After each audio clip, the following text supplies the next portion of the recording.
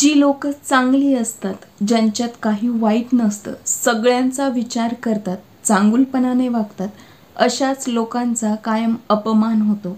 अशा लोकांना प्रश्न पडतो की आपण कधीही कोणाचं वाईट करत नाही, कोणाला काही वाईट बोलत नाही, नेहमी सगळ्यांचा चांगला विचार करतो. मग लोक आपलाच अपमान का करतात, आपल्याशी वाईट का वागतात, आपल्याला टोमणे का मारतात, टीका का करतात? आणि जेव्हा लोक आपल्याशी असं वागतात तेव्हा आपण नेमकी काय प्रतिक्रिया द्यायची? त्यांना उलट उत्तर द्यायचं की शांतपणे अपमान सहन करायचा? जो एकदा अपमान सहन करतो तो चांगला माणूस आहे, जो दोनदा अपमान सहन करतो तो महात्मा असेल, पण जो तिसऱ्यांदा अपमान सहन करतो तो व्यक्ती मूर्ख असतो. तुम्ही प्रत्येक वेळेस नेहमी अपमान सहन करत जाता त्यावेळेस तुमचा आत्मविश्वास कमी होत जातो.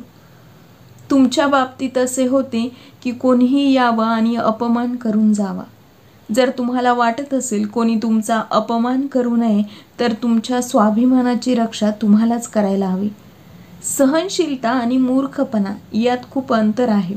जो माणूस चूक करतो, अन्याय करतो, अत्याचार करतो, तो माणूस तर पापाचा भागीदार होतोच, पण जो अन्याय सहन करतो तो सुद्धा पापाचा भागीदार होतो. अत्याचार करणाऱ्या व्यक्तीला वेळीच थांबवले नाही तर तो पुढच्या वेळेस अजून त्रास देईल, त्याची हिंमत अजून वाढते. म्हणून तुमचा हा अधिकार आहे की तुम्ही तुमच्या सन्मानाची रक्षा स्वतः करावी. या जगात सगळ्यात महत्त्वाची गोष्ट कोणती असेल तर ती म्हणजे आपला आत्मसन्मान. आपल्याला सन्मान हा सहज मिळत नाही, तो कमवावा लागतो. आणि जर तुम्हाला वाटत असेल तुमच्या आत्मसन्मानाला कोणीही धक्का पोहोचवू नये, कोणीही तुमचा अपमान करू नये, तर या 3 गोष्टी नेहमी लक्षात ठेवा. व्हिडिओ शेवटपर्यंत नक्की ऐका, मध्ये स्किप करू नका. चला तर मग व्हिडिओला सुरुवात करूया. नंबर 1, तुम्ही नेहमी स्वतःची प्रगती करत राहा. तुमचं ज्ञान वाढवत राहा. रोज नवीन काहीतरी शिकत राहा.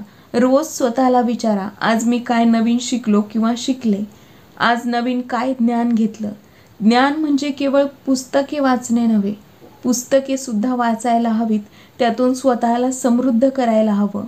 पण तुम्हाला रोज तुमच्या दैनंदिन आयुष्यात जे काही अनुभव येतात त्यातून शिकायला हवं.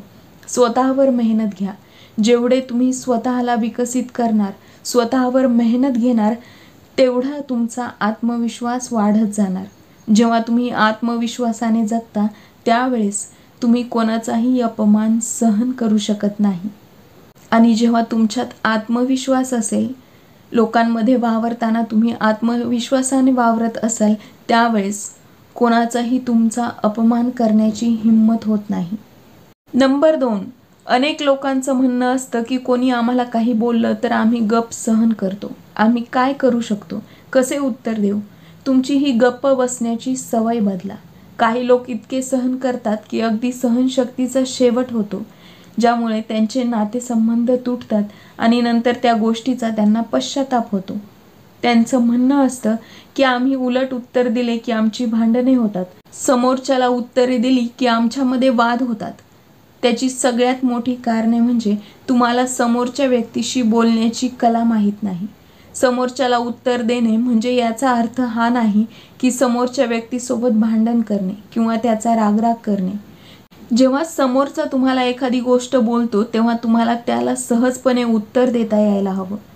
कुणाच्या चुकीच्या बोलण्याला उत्तर देणे म्हणजे भांडण करणे होत नाही. आणि हीच बोलण्याची कला तुम्हाला शिकायची आहे की कसं भांडण न करता, न रागवता लोकांना उत्तर द्यायचं. हे अवघड आहे, म्हणूनच या गोष्टीला कला म्हणतात. बरेच लोक म्हणतात की आम्ही बोलत नाही कारण आम्ही बोलल्यानंतर भांडणे होतात, वाद होतात. आम्ही एक उत्तर दिलं की समोरचा आणखी उत्तरे देतो आणि आम्हाला बोलता येत नाही. पण तुम्ही कधी बोललेच नाही, केवळ लोकांचं ऐकून घेत राहिले तर तुम्हाला कधीही ही कला अवगत होणार नाही. तुम्ही कधीही बोलू शकणार नाही. कोणीही तुमचा अपमान करून निघून जाईल आणि हे तुमच्यासोबत कायम होत राहील. म्हणून योग्य ठिकाणी, योग्य वेळी, योग्य ते बोलण्याची कला आपल्याकडे असायला हवी. आणि जोपर्यंत तुम्ही स्वतःसाठी बोलत नाही, स्वतःसाठी उभे राहत नाही, तोपर्यंत कोणीही तुमच्यासाठी, तुमच्या मदतीला येणार नाही. नंबर 3, तुम्ही वाईट संगतीपासून आणि मूर्ख लोकांपासून स्वतःला कायम लांब ठेवा. असे लोक कायम आपल्याला खाली खेचण्याच्या प्रयत्नात असतात. त्यांना कधीही आपलं चांगलं झालेलं बघवत नाही.